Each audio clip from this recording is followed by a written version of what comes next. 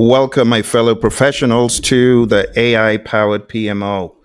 This is a very introspective look into the power of AI, project management offices, and also the modern enterprise as it relates to OPM3.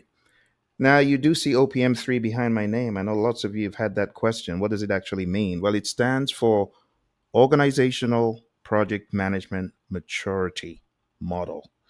And this was based on a certification the PMI had way back before many of you came into the world of PMI.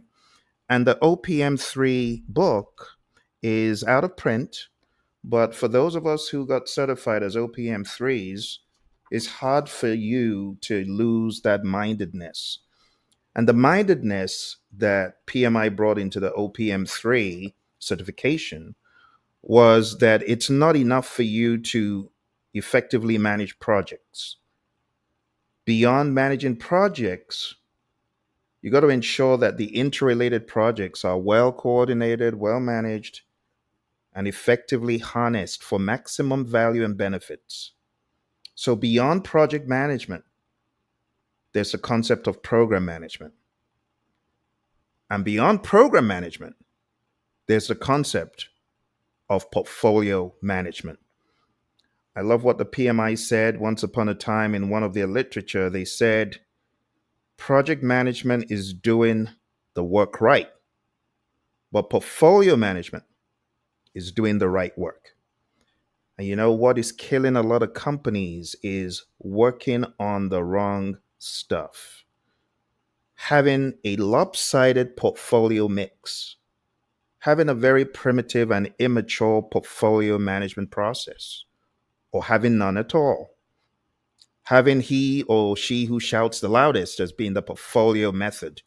And that won't work. That won't sustain you. So, what the OPM3 dogma is all about is aligning projects, programs, and portfolios for excellence.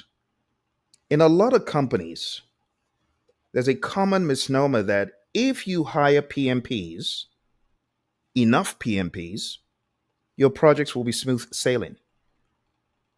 And that's not true at all because there are lots of people who are PMPs but are not great project managers. But let's even flip the switch and say, what if they are truly good project managers? Let's say they're awesome, they're great.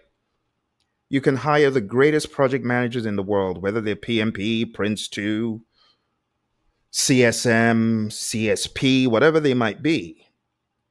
But if there's an underlying canker in your portfolio management, your program management, and your project management, that firm is in trouble. They may go so far, but they'll hit a brick wall. They'll get to a plateau where they can no longer improve. And the reason is this: excellence in project management is not as a result of hiring great project managers, it is as a result of having great awareness of projects, programs, and portfolio maturity and creating a roadmap to get there. Unfortunately, lots of firms have PMPs, they have PGMPs, PFMPs. But what is missing is the understanding of maturity models to help the organization grow beyond being PMPs and PGMPs and PFMPs. So today, what I'm going to present to you is based on a lot of my consulting work. I document this in my book. It's called The Consultant's Compass. I've been consulting for over 20 years with different organizations such as Honeywell, Motorola, American. I've been fortunate enough to train lots of government agencies like NASA and the FBI and the US Army and many more, and many private organizations. And a lot of the maturity experience that I've had has been in organizations probably like yours. So beyond the government entities, I've done a lot of private organizations and helped them mature in their project management. And today I'm going to share with you a lot of my findings. I'm also going to share with you bespoke models that I have created to help organizations. So this could easily be a 40 to 60 hour masterclass, but I'm going to try my best to shorten it down to just 30 to 40 minutes, I hope. So let's jump in. Let's begin talking about maturity. I'm currently working on a book that's about to be released, and the book is called AI Powered PMO, the OPM3 playbook for the modern enterprise. Because anyone who is not leveraging AI in today's world in their PMO, they're making a big mistake. Because there are many things that artificial intelligence can do for you beyond the templates. You see, I often refer to the template makers as the world of chipmunks. Why is that? Well, in the world of PMI, we talk about knowledge areas, and you have a lot of project coordinators in some of the firms I've worked with, and they're working on the templates. And it's the ISO 6 chipmunks quietly roasting coffee, reading poetry stories, mnemonic. So I refer to that as a world of the chipmunks. Beyond the world of chipmunks, beyond the templates, you gotta harness data. Are you harnessing data in your firm? And I'm not talking about schedule and cost and risk. Those are good. But beyond that data is the data that makes the data work. What am I talking about? I'm talking about the human data. There's a lot of human data that you can collect through surveys, questionnaires, and use artificial intelligence to analyze that data. Psychological safety is a big one. Team efficiencies, team strength. See, these are the places that a lot of people don't dig because we're too focused on the risk and the schedule and the Gants. And all of that stuff is all well and good, but it's not going to work if there is no psychological safety, if there's no self esteem, if they don't feel a love and belonging in the workplace. Now, you may ask, what are you talking about? Well, you need to go read about Maslow's pyramid. Physiological is the first layer, safety, love or belonging, esteem, self actualization. There are a lot of people in jobs, they don't feel self actualized. Why is that? You need to find out. It's not a cookie cutter answer. There are many answers that various individuals will give you, but each firm is different. And you, as an AI project management aware professional, should be harnessing artificial intelligence in your project management, not just to manage schedule, cost, scope, and risk, but to understand the humans that are doing the work. The good book says, don't muzzle the ox that treads the corn. But a lot of organizations miss that. And they're dangling carrots and sticks, but they're forgetting to really add value to the people who are working the work. You see, lots of ideas I could share with you, but let's jump into a little bit more of the technical stuff, which is it's what interests a lot of people, I know, but that's not what is most important. But we'll get there anyway eventually. So my name's Phil. I've been a PMP since 2005. That's 20 years in a week and a little bit. And since I've been certified, I've been fortunate to consult with a lot of firms and entities you see on the screen. And you know what I've come to realize? I've come to realize this fact. Project management is not your problem in a lot of firms. No, it's not your problem. You see, in a lot of firms, we're still asking the same old question. The same old question is, why do projects fail? We already know the answers to that for the most part. There's so many surveys on why do projects fail. But the overarching question that anyone in the C suite should be asking is, why do some organizations fail, but some thrive? And the reason why a lot of organizations fail is they do not have, number one, clarity of purpose. They're just running around like a chicken with his head cut off. In order to thrive in today's AI driven world, my friends, organizations must have laser focused mission and shared purpose. They must also keep AI in the forefront of what they do, because those that don't are going to be left behind. Failing organizations, they chase trends, minded less,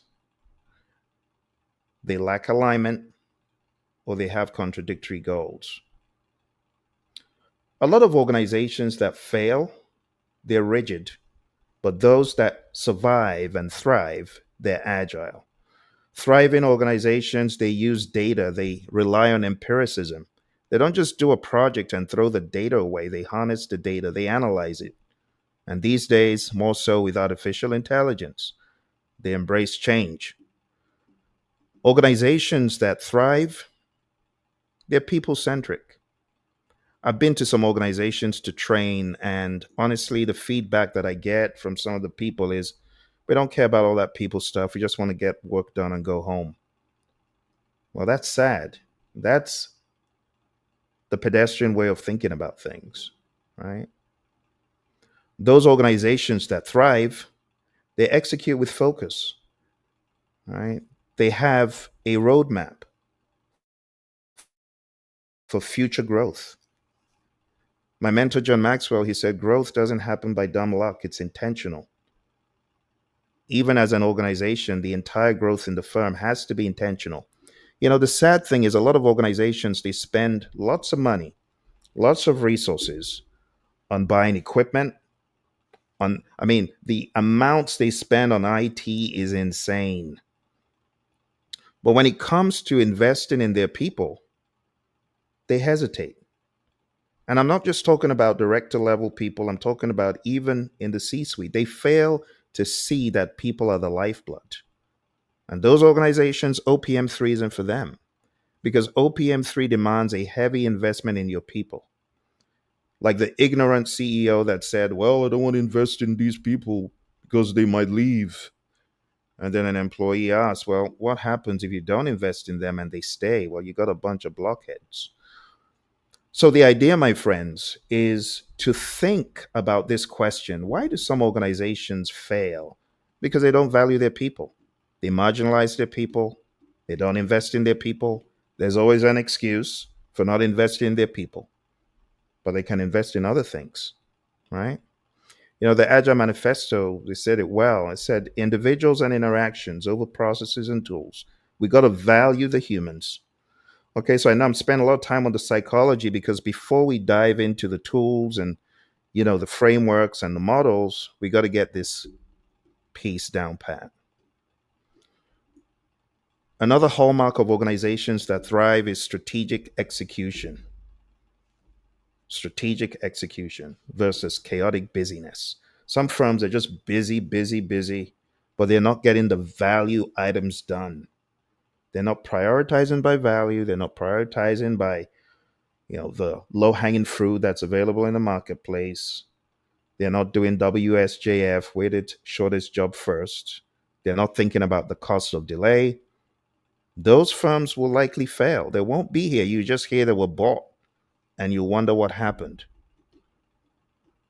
Organizations that thrive, leadership with vision. Leadership is all about influence, but it starts at the top. So those firms that have very poor leadership, yeah, I know you're frustrated working for some of them. Give them a few years, they won't be here anymore. Continuous learning versus stagnation is very important to see. Like I said, some firms they want to spend on learning. You got to invest in your people. In OPM3, there's certain enablers we talk about, and one of the enablers is training. There's just no way around it. You got to train your people, and you got to give them the environment and support they need. Some firms they have very toxic environments, and honestly, HR doesn't care. No one cares. Those organizations, they're headed to failure boulevard. Lastly, customer intimacy versus product obsession. Some people are so obsessed with the product versus the customer. You know, in the Agile Manifesto, it said our highest priority is to satisfy the customer. That's it. Customer focused. So when you hear people asking, well, why do projects fail? That's old. And honestly, for those encountering the question for the first time, yeah, you might hear something new, but when you've been doing it for 20 years, it's just broken record. So going from why do projects fail, the bigger question is why do organizations fail? And I can tell you if an organization has a very poor portfolio management process, on top of all the people issues I mentioned, they will fail. If they have a very poor program and project process or none, yeah, they'll fail. So our agenda today is really number one, as you can see, is to talk about mindset and then to gently get into the world of OPM3, which I've given you a high level about, and ultimately to get to the understanding of the SMCI model, which is big in the world of OPM3. And eventually, I'll talk a little bit about some of the models that I've used with organizations to help move them forward. I'll give you some insights into some of those. So let's start off by talking about the elephant in the room. I'm talking about the big old entity in the corner office. In some organizations, they are awesome, but in some organizations, they are the worst. I'm talking about PMOs. So let's talk about the five PMO types.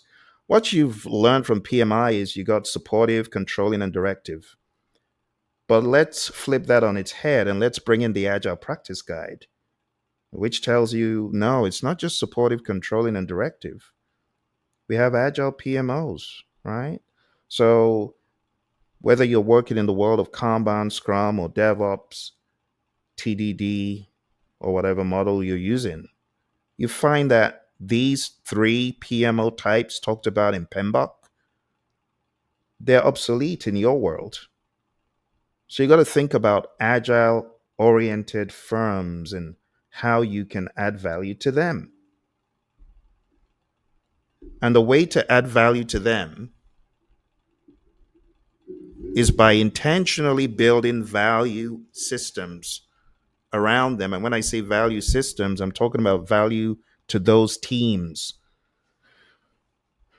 right? The content that you make available to your teams that are working in the agile space is very important. It's not just about throwing Jira or Confluence or version one. You see, a lot of firms, they would throw tools at their IT teams, forgetting that it's not about the tools. You don't even need Jira to do a great job. Does it help? It does. But you also got to expose people to the philosophies.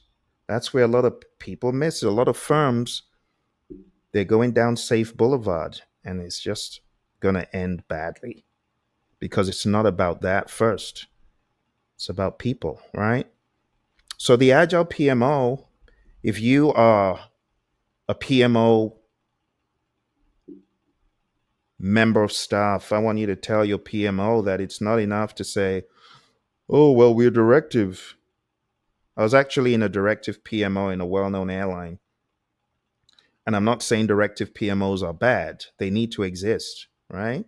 Supportive PMOs actually need to exist as well. Because sometimes all people need is support for the very small projects.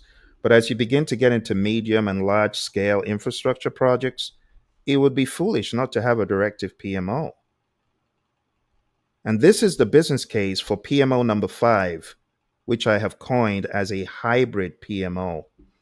And the hybrid PMO, they vary by project, by region, by phase, by program, by portfolio. You think about it.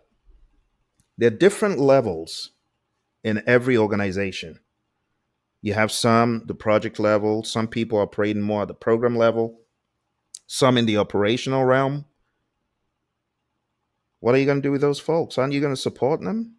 I know you've never heard of an operational management office, an OMO, but there's so many allotropes of support that you could provide. Doesn't always have to be controlling or directive or supportive. And in a hybrid PMO, you got various levels and locations. Think about it. You got the EMEA region, got Asia Pac, you got people working all around the world. How on earth could you think that All their work needs to be handled in one way. That's not smart. That's not agile. You see, because you got people working different teams, different parts of the world, you got to be hybrid. At some levels in the firm, the corporate PMO, it could very well be directive. We're dealing with millions of dollars, hundreds of millions of dollars in some firms. So it would make sense to have a directive PMO for certain levels in the organizations, and certain PMOs should be that way. But as you look across the firm, different projects, different regions, different stages require different levels of support. You see, when you look at PMOs, they all should have a servant leadership posture. It should be, how can I help you? Not how can I regulate and control you and beat the living daylights out of you if you're going off course. That's a wrong mindset. That's why in one of the companies I trained at, one of Warren Buffett's companies, they said, Phil, this thing doesn't work here. We're not doing PMOs. It's a bad word. Let's not say it. Let's just focus. Let's do our training, and everyone for themselves will figure it out, but no more PMO. And that's sad because the PMO got a bad rap because it was bad. PMOs that are draconian in nature, they won't survive, they won't last, or they won't see lasting results. So in your firm, my friend, you got to ask what kind of PMO fits this business unit, this location, this level of visibility of project, this budget of project. You can't do a one size fits all anymore.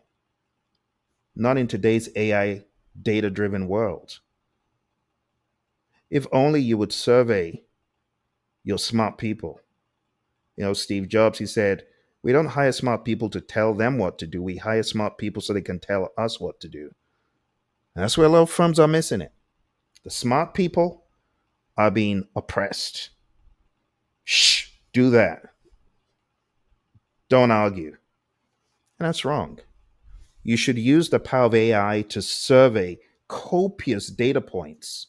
And you should be analyzing these data points to better understand your people and their pain points, as opposed to shoving work like a push system does. You push work, you push regulations, you force people to do stuff without the rationalization. You get what I'm saying?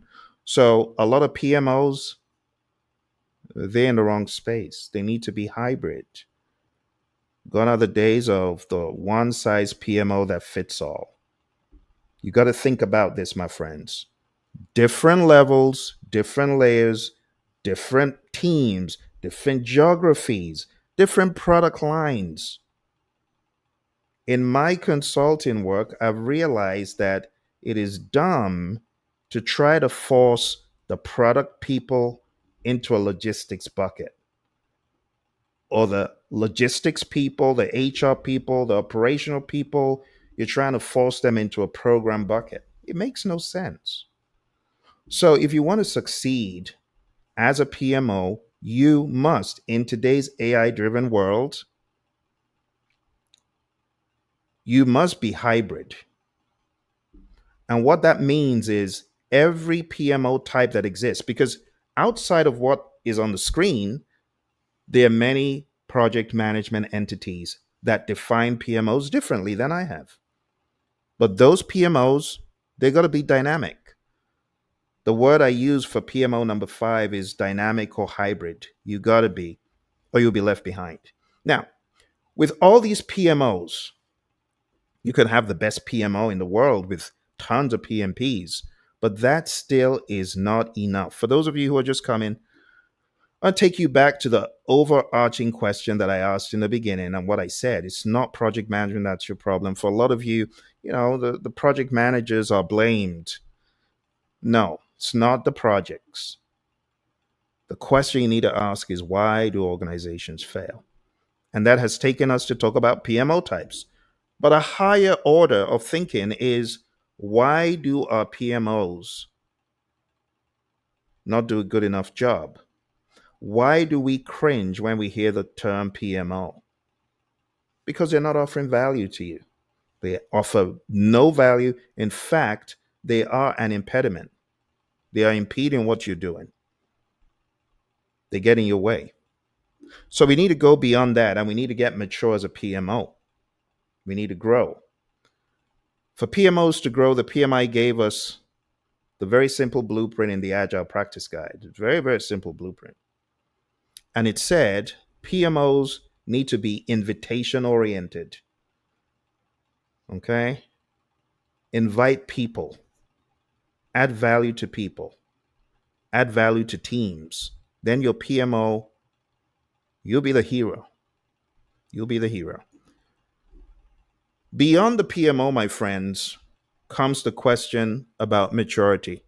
When we talk about maturity, we should ask the question, where does maturity start? I remember when I told you why some organizations fail, I said lack of vision, just like a book that I know very well said, where there's no vision, the followers perish. They don't have direction. Well, great Peter Drucker said, culture eats strategy for breakfast, right?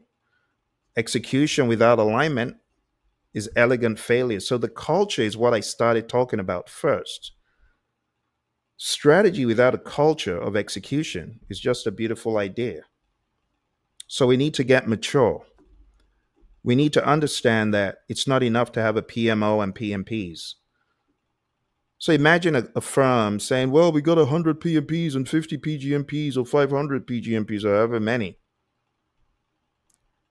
Well, they still have misaligned portfolios. They got all these dashboards showing, oh, our projects are good, but it's an illusion because they're doing the wrong projects right. And they may very well be doing the right projects wrong. See, the real gap, my friends, is translation. It's not talent. Capability isn't personal. Too many firms look at the single ringable PMP or project manager, and that's the wrong way to look at it. Capability is organizational, right? In some firms, they're guilty of having stars without a constellation. What good is that? Or they're scaling inconsistency without a maturity model. We need to have a team mindedness. You know, there's a lot to learn from the world of Agile. We talk about T shaped skills, right? We want to have T shaped skills. We want to be able to roll in there to help our team members when they're down. We need to have a team mindedness. So that constellation idea versus, oh, the big stars in the firm or in the PMO, that needs to end. Now let's talk about maturity as the operating system.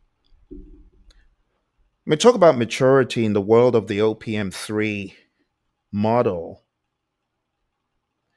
there's growth that is catalyzed through number one, standardization. Number two, measuring the right stuff. Number three, control. And number four, improvements.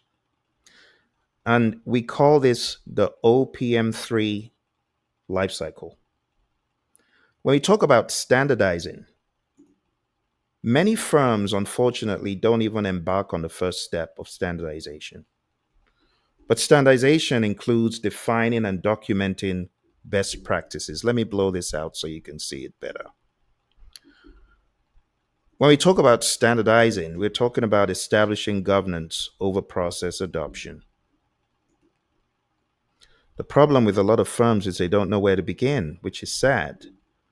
You'll find thousands of videos about PMP certification, but you'll be fortunate enough to find three on organizational project management maturity, which is why I'm doing this as part of my 20th year as a PMP, to help those firms and people to start thinking differently. It's not about certification.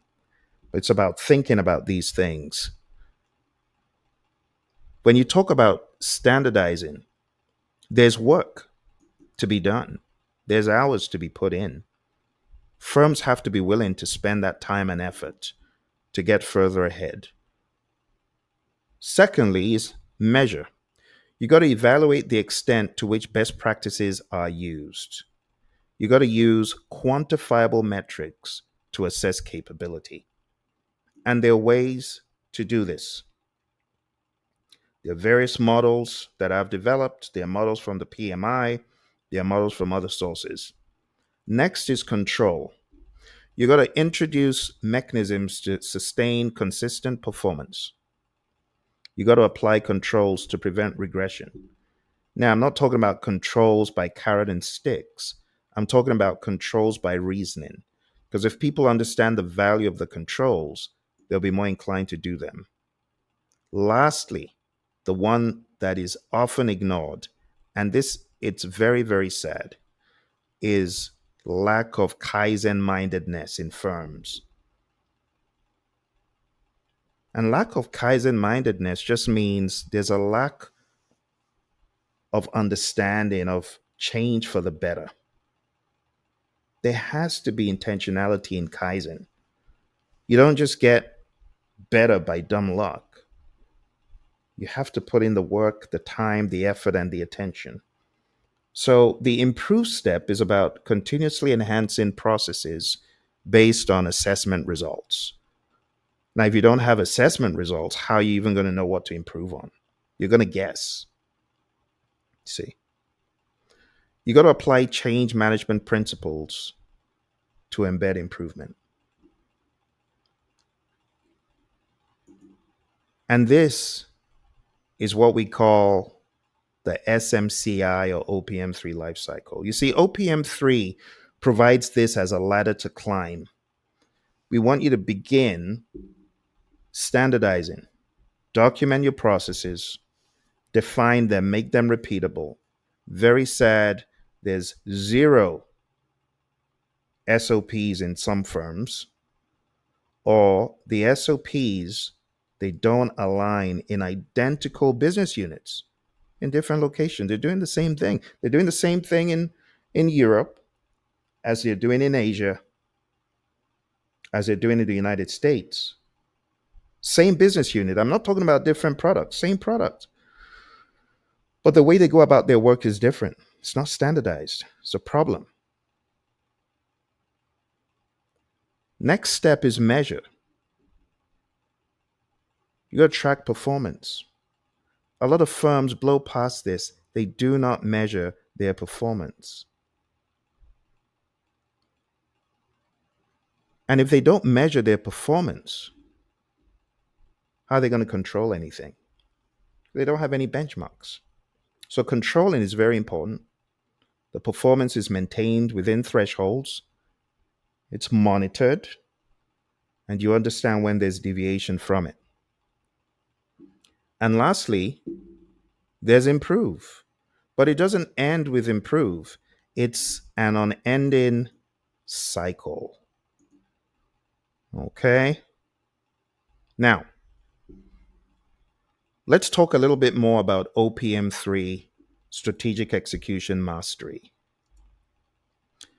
OPM3 organizational project management is a bridge between strategy and results. Remember when we first started, I was showing you here, my friends, that this is no longer in print.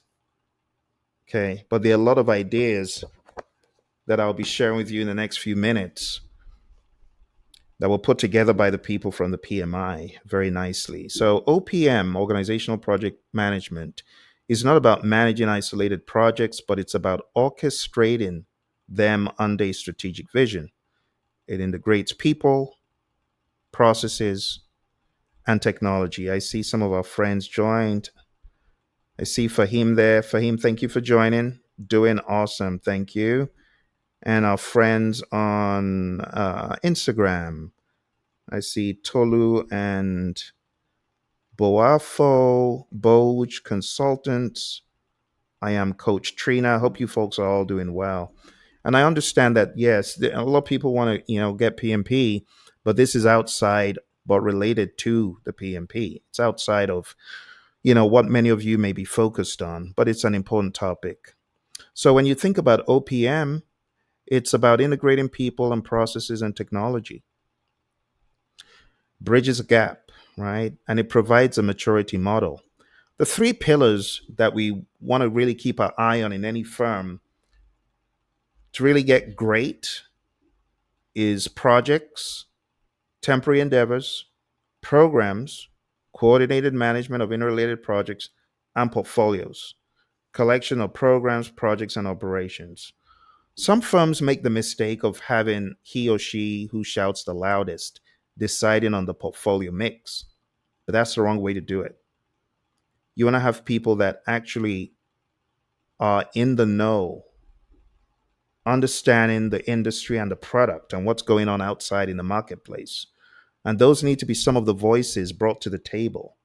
You can't have one person, I don't care whether it's a, you know, person at the top in the C-suite making all the decisions. You need more voices, more people who understand the marketplace. In some firms, you just have one person dictating, oh, we're doing that portfolio and we're doing this and we're doing this. And again, it's not the best way to do it.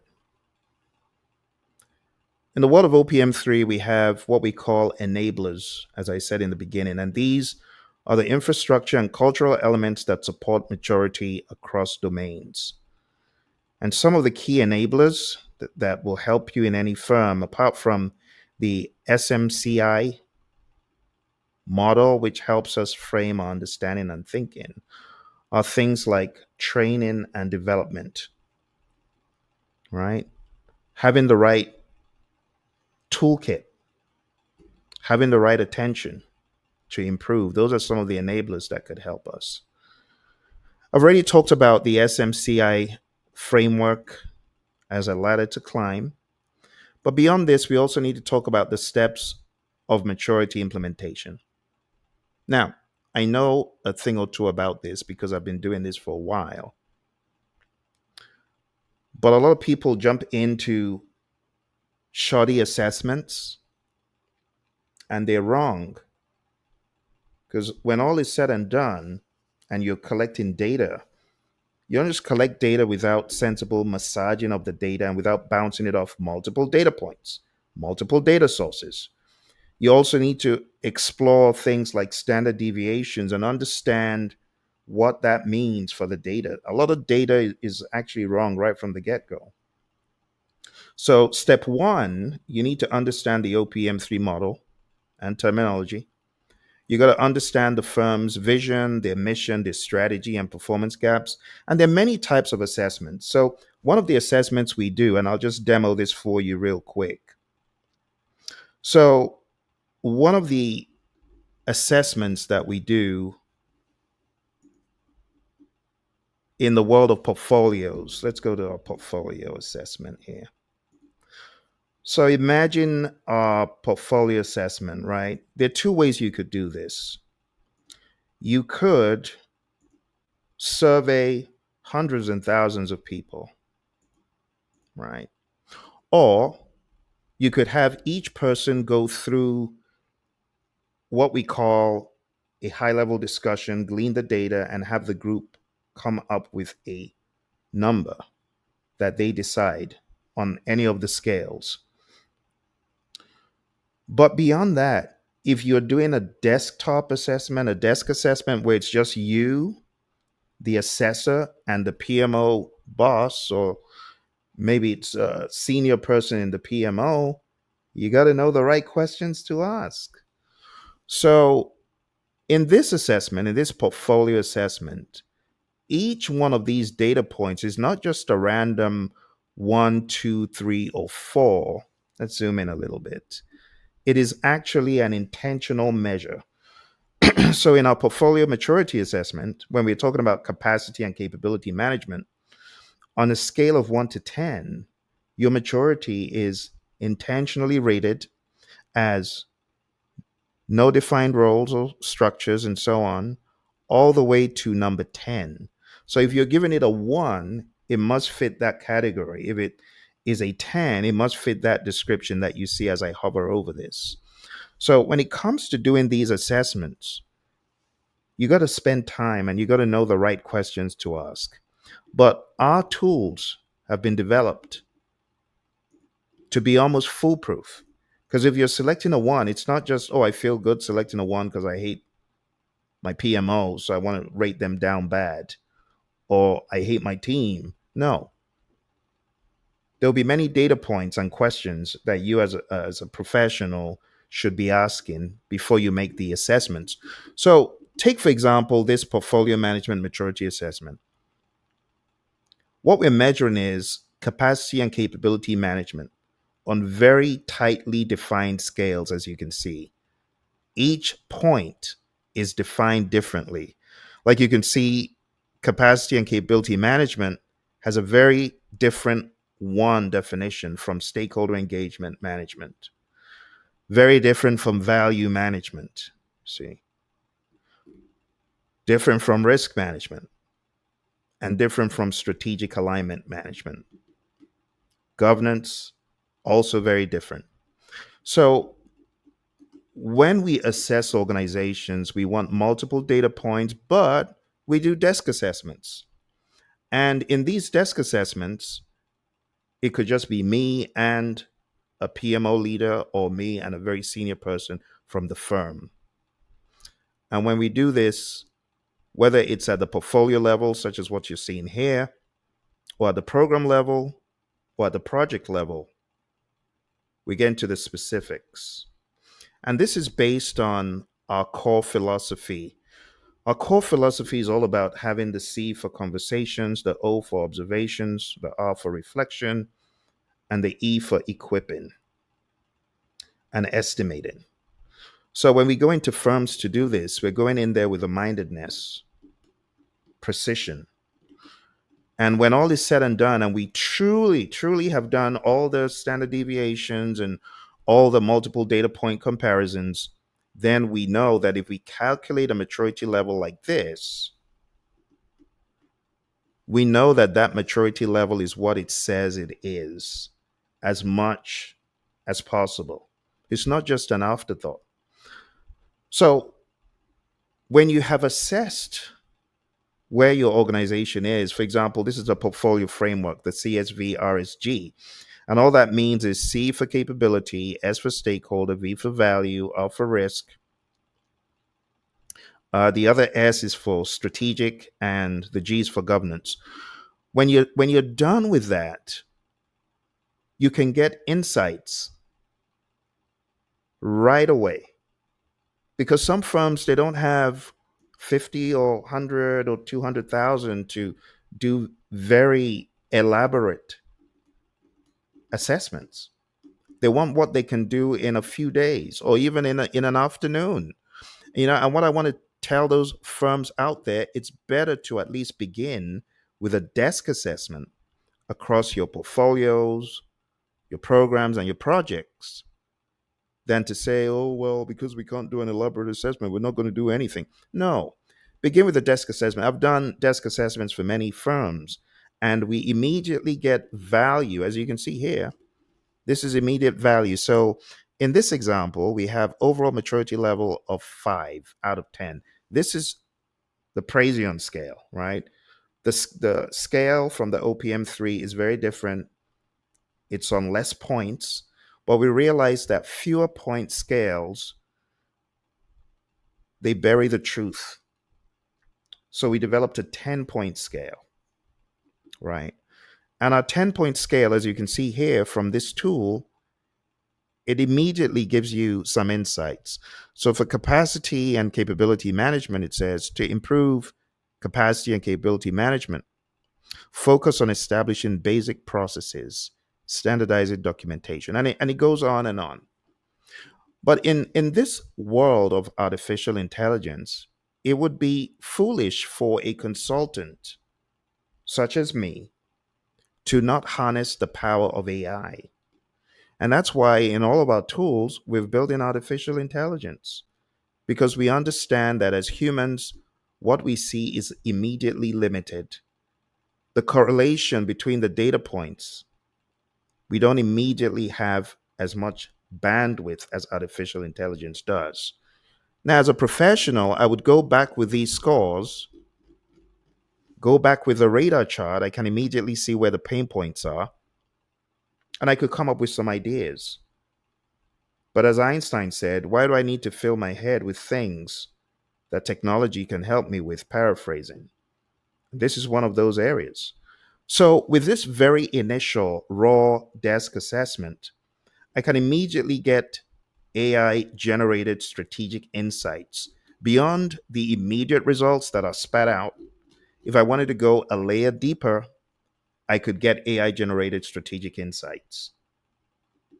And this is how you begin to harness artificial intelligence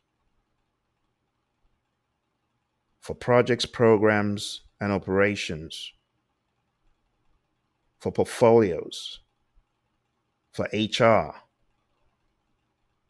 for your engineering team. You harness the power of strategic insights by collecting the right data, feeding it into the tool, and getting AI powered insights. But don't forget to couple that with your human generated common sense insights as well. When you combine you, the professional, with artificial intelligence, you've got an unstoppable duo. Very recently, you've heard of the terminology agentic AI. Why do we call it agentic AI? Because they're agents. They're not humans, but they are part of your team, even though they're not humans. You get what I'm saying? So you need to see AI as a partner. Stop running away from it. Some people run away from AI. This is a very simple illustration of how AI insights could help you get further ahead, right? And that is just AI powered strategic insights. Now, going beyond the AI powered strategic insights, let's say this firm is at a 5, their portfolio management is it's nothing to write home about, right? It's average at best. But if you wanted a roadmap to help you improve your portfolio management, apart from bringing in a consultant and asking questions and the consultant showing you all the information, in a very short amount of time, our AI powered tool, the click of a button, can generate additional insights to show you the line of best fit for a roadmap to get better and more mature in your portfolio management. Now, portfolio management is an area a lot of people don't dabble into, but assuming an organization was knowledgeable, these are the big steps in the roadmap. Formalized resource allocation process.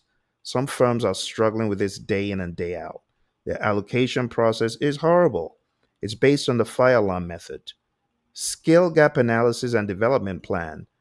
A lot of firms, if only they could do a skill gap analysis and intentionally close those gaps by having a development plan.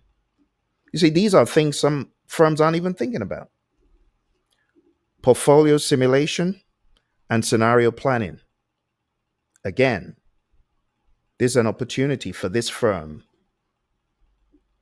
Standardized value measurement frameworks, value driven culture, the list goes on. This is a very long report generated as a result of the data that was put in by the tool.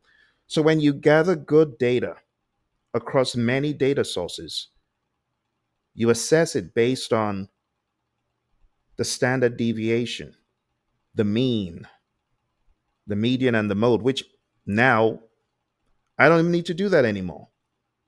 It's all done for me by AI. But you see, a lot of firms, they haven't even begun to think about how artificial intelligence can help them at even the granular levels of template generation, let alone maturity models and maturity roadmaps. You get what I'm saying? So, this is missing in a lot of firms, which is why I'm presenting it to you today so that You can take these ideas back to your firm. The video will be up, and you can begin thinking differently as opposed to just thinking about, oh, project management, PMP, PMP. Uh, that's good, but it's a lower level way of thinking across a firm. You get what I'm saying? So, step one is to acquire knowledge. So, you got to learn how to use tools such as ours, do a self assessment, or whether you've got some other tool, but you got to use, like I said, the core framework. You need to know the right conversations to have. You need to, there's certain nuances and techniques in observations. My buddy Roy and I, we train different organizations, agile, hybrid, predictive. And one of the things we do, we observe a lot. And through our observations, we've come to learn more than even in discussions. We're like the fly on the wall. But that's what a consultant does in order to help the firm. Number two, you perform the assessment. And this could be an enterprise wide or domain specific assessment. It could be for a business unit, it could be for geographic location, it could be across projects, it could be across programs, it could be across portfolios, it could be everything. And what you want to do is use questionnaires such as what I showed you or databases to identify present capabilities. You could be talking about assessing risk management maturity. Some firms are very, very mature in their risk, but they're poor in a different area. So you could choose one area. You could compare your existing practices to the over 600 OPM3 best practices that are talked about in this book. For those who missed the very beginning, when I came on, I showed the OPM3 book from way back 2013. This is when I did my OPM3, but I kept the book because I knew that if PMI were going to get rid of the OPM3, then there are a lot of secrets that are going to go, unfortunately, with it. So my copy still looks as clean as ever. And, it was one of the more difficult certifications to get from the PMI, but it was worth every cent. Very expensive, very laborious. It's one of those that you couldn't do online. You had to go to a live class. And Claudia Baca was my instructor, really awesome instructor. But as a result of my OPM3 training, I began to see what was missing in a lot of organizations. Step three, plan for improvement. You got to create a roadmap that prioritizes gaps. Like I showed you, our tool generated a roadmap based on the data we put in. But that was only one example, right? There are many other parameters and many other variables you could assess. You could assess operational maturity, right? Ops management maturity. You could assess program management maturity. We didn't even get into project management maturity at all.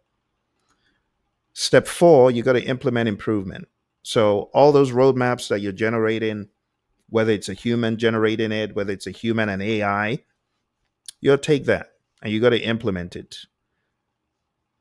You got to use agile and hybrid methods where it's suitable.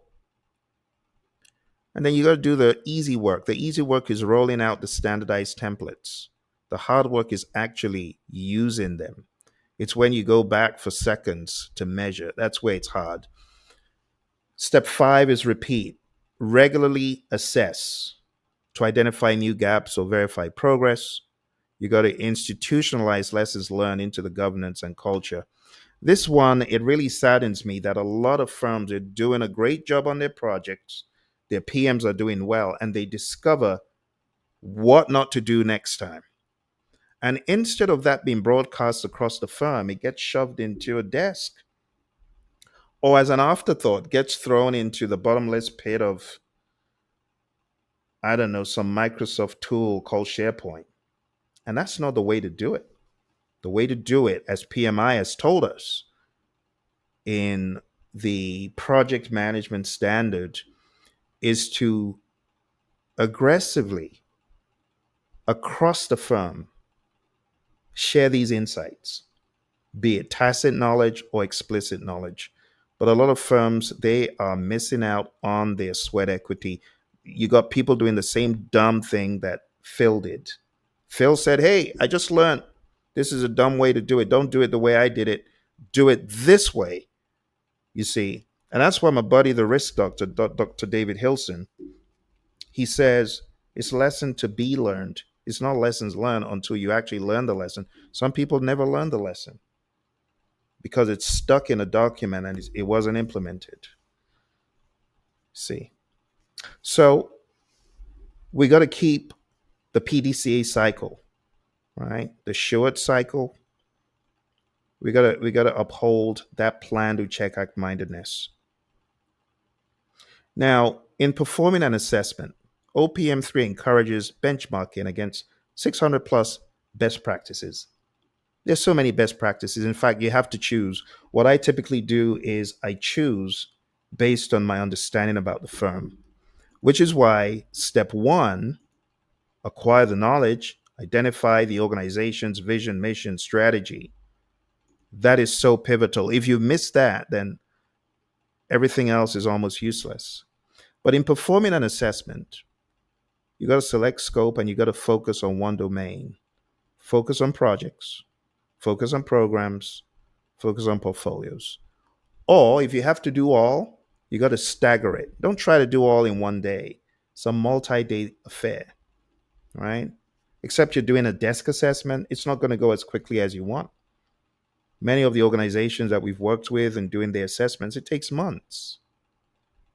See? So using PMI's knowledge foundation and self assessment tools, you then carry out the assessment, you document gaps, you assign scores across capability dimensions. Sometimes you're working with hundreds of PMs, and other times you could just do it, like I said, a desk assessment, as PMI calls it. For OPM3 to really help you in your firm, we got to talk about strategic alignment and the role of governance. Strategy must cascade into portfolios, it must cascade into programs, and it must cascade into projects. In other words, if the projects and the programs and the portfolios don't align with the strategy, we shouldn't even be doing them. As PMI said, portfolio management, it's all about doing the right work, choosing the right projects, balancing the mix, right? Like if you're in the world of IT and you got both software and hardware, and you got both government and private, it's balancing all those elements, making sure you're doing the right mix. Many software firms, they'll be left behind. And the reason is they're not doing the right mix of AI and non AI, even today. You see, a PMO must not just administer, but they got to guide with insight, they got to guide with agility. A strong PMO, project management office, becomes a value delivery office. How? By constantly aligning execution with outcomes and moving beyond the project facade. Unfortunately, a lot of people think it's all about projects, and it's not. It's about value. That's the bottom line. See, so when you're thinking about bringing OPM3 into your firm or bringing the concept of maturity, you got to be ready to bring in agile thinking, which is value mindedness as well. Common enablers, some of which I mentioned in the beginning: project success criteria, knowledge management systems, competency management, resource allocation tools. These are all going to help you. They're going to help you improve on your performance across the firm. The last one is wildly important. This one, I could talk about this all day long. And unfortunately, a lot of PMOs, they miss these two awesome pillars of enablers. Number one is a center of excellence. A center of excellence is driven differently than a directive or controlling PMO.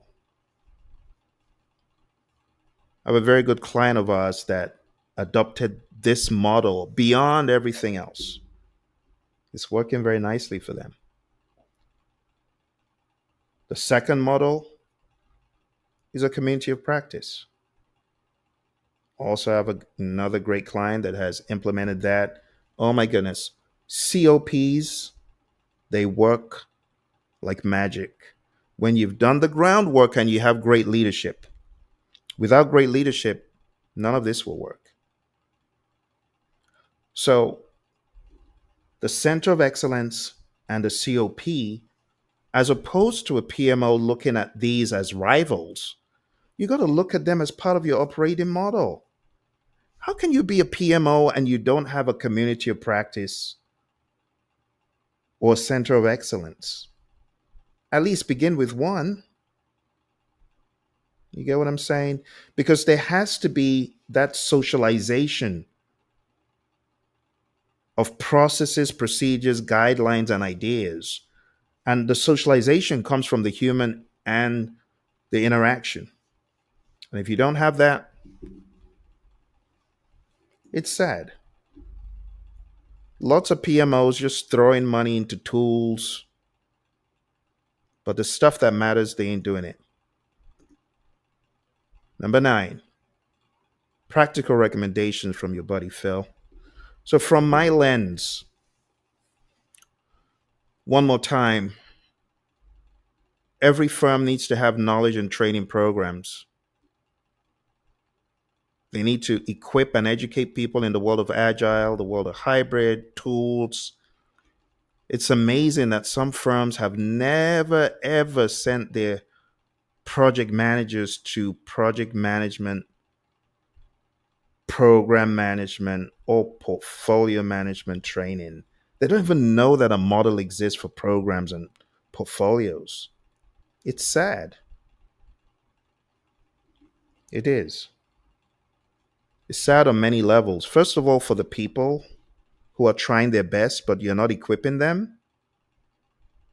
And it's just sad for the profession that we got hundreds and thousands of videos about, well, this is how to get PMP certified. But when it comes to other information that can help, it's missing, right? I'm grateful we have some really good agile videos out there. But when it comes to organizational project management maturity and PMO maturity and a lot of these concepts, the videos don't exist, which is why I'm putting this out because I want to be part of the team that pays it forward. I already shared with you my insights from previous clients. Building communities of practice, fostering peer learning is very important. You know, a community of practice just gives a forum where people are able to interact and share ideas. Do you know what that does for the PMs? Confidence boosting, learning. Maslow's pyramid is aided when you give people a forum for feeling they belong somewhere. Leadership workshops are important. Firms who are smart, they provide leadership training not only for C-suite and the VP and director level, but all the way down to the bottom because it is important. When you educate and expose people to the concepts of leadership, they do better. Centers of excellence, definitely one you want to put on your radar. It's easier to start in my mind with the COP because the COP will do the work for the COE. But ultimately, continuous monitoring dashboards of metrics that matter is important. So, over the past number of minutes, my friends, I have shared with you concepts about OPM3, the importance of strategic vision, how OPM3 includes the three Ps, and how OPM is supported by the enablers that I shared with you. Moving forward, lots of you already know what the projects, programs, and portfolios actually mean. Projects are temporary endeavors that are undertaken to deliver a unique product, service, or result.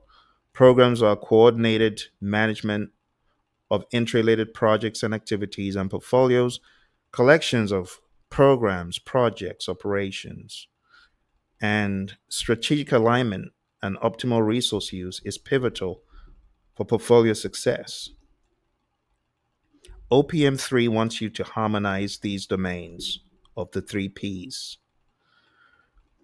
Enablers include structural enablers, like having coherent organizational structures and governance models, not just allowing people to flounder, but creating these standard operating procedures, spending time, you know, to do things the right way. In project management, we talk about good quality costs, costs of good quality and costs of poor quality.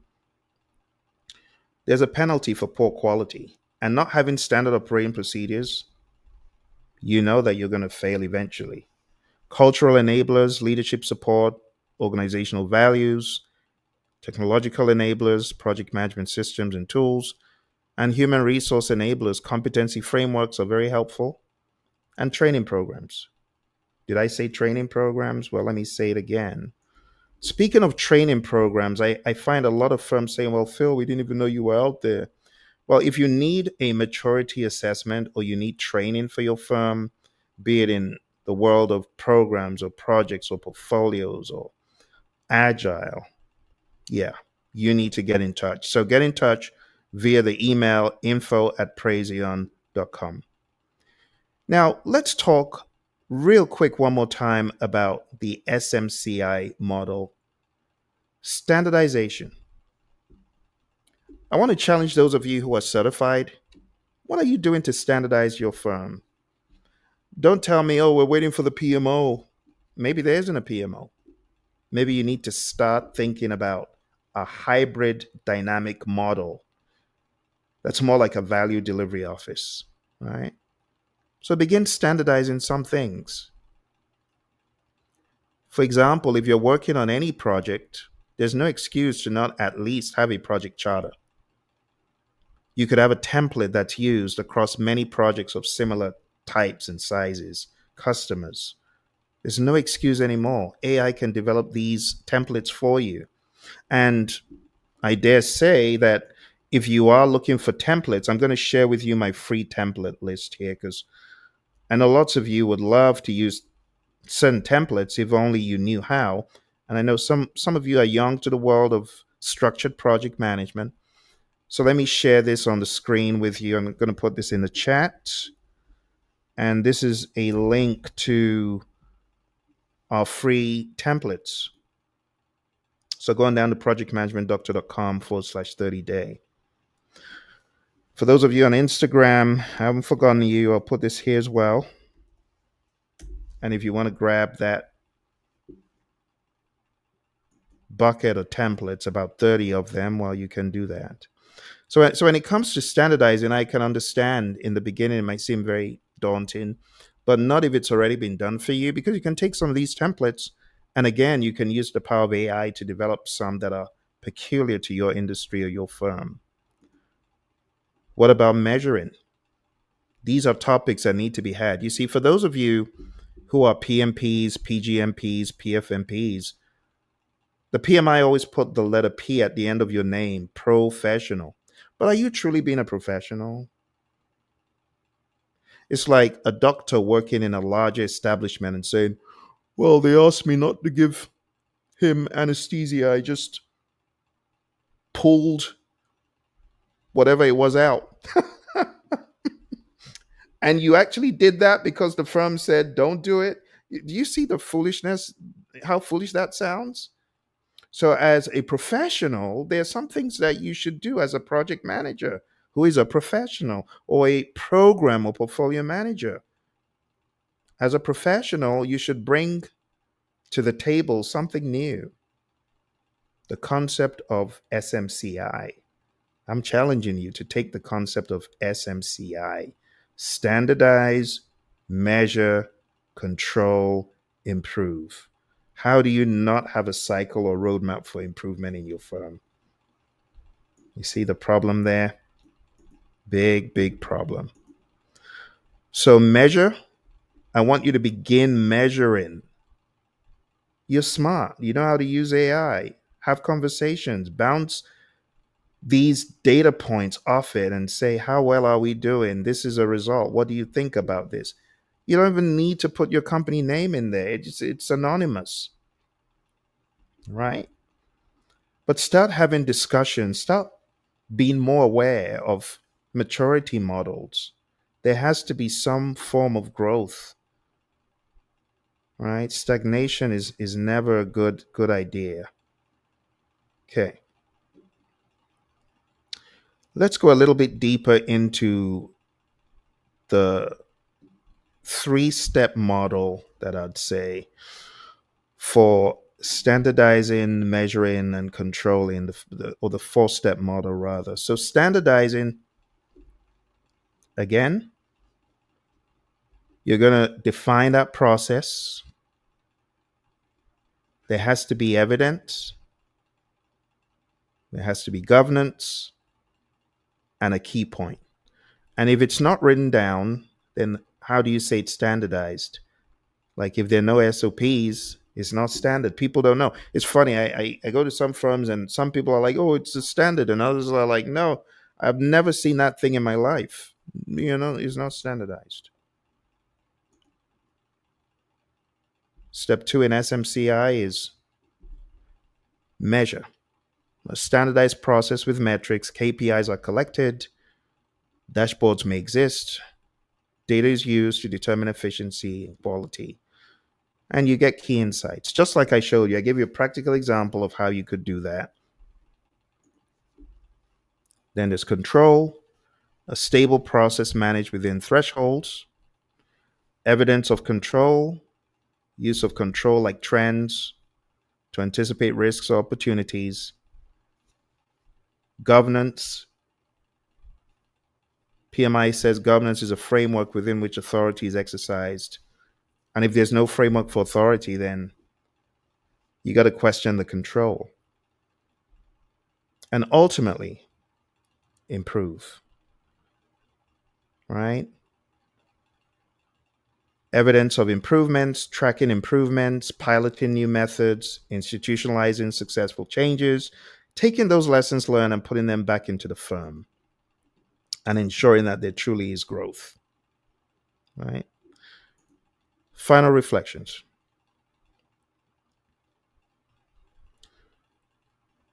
Many organizations have these symptoms: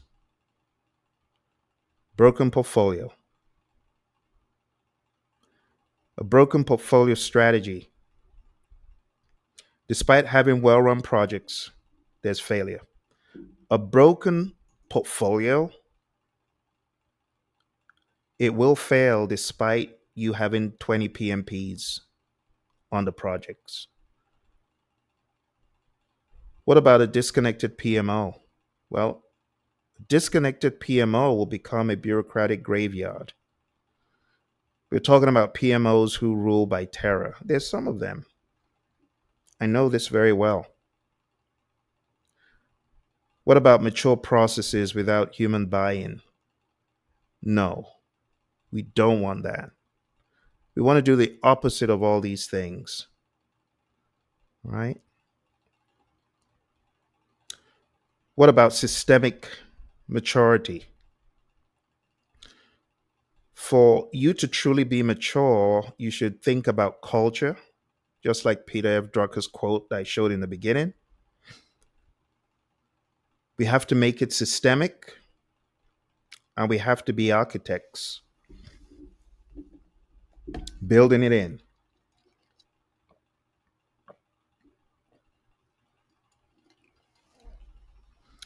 For maturity to actually work, my friends, for your maturity model to work,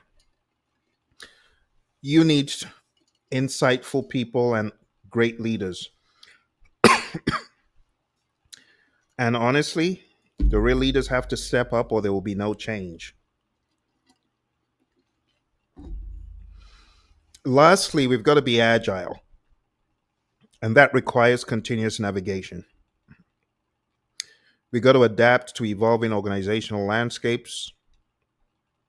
We got to be able to handle very rapidly transformations, mergers, acquisitions, market shifts, reorgs, and any kind of disruption.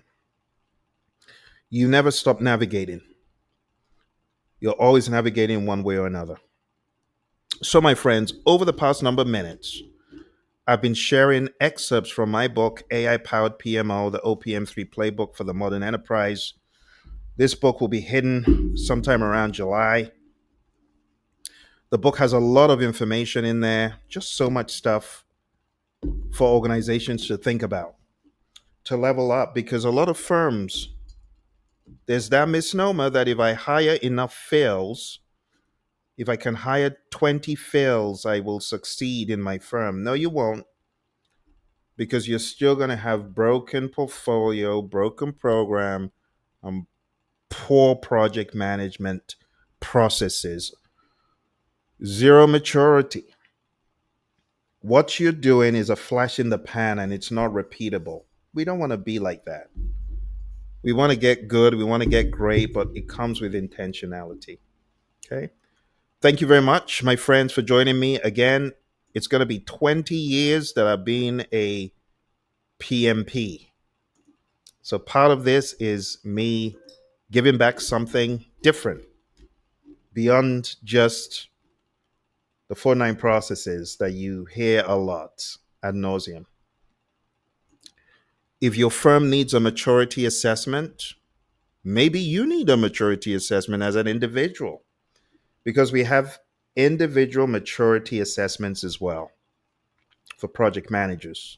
And if that is of interest to you and you want to be assessed in your project management maturity through conversation, observation, reflection, and estimating our core model, send a message to info@praision.com. If your firm has been struggling with this topic, some of you wasted time and money and effort bringing in the so-called big guns only for them to just absolutely waste your time.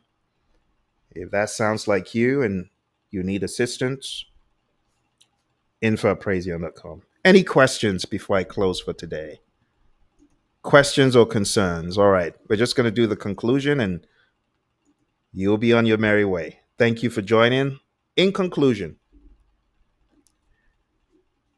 as we near the conclusion of this comprehensive guide to PMOs, it's essential to recognize that the journey doesn't end with the establishment of a PMO. In fact, that's just the beginning. Sustainability and continuous improvement are keys to ensuring that your PMO remains a driving force behind project management success within your organization. By evaluating PMO maturity, conducting periodic assessments, such as the one I showed you, and harnessing the power of lessons learned and AI, you can embark on a journey of perpetual growth and evolution. Your PMO will not merely survive, it will thrive, adapting to the ever changing landscape of project management and delivering increasing value to your organization, because it's all about value. That's the bottom line. Thank you, my friends. I wish you all the very best. Keep being great in your project management. Bye for now.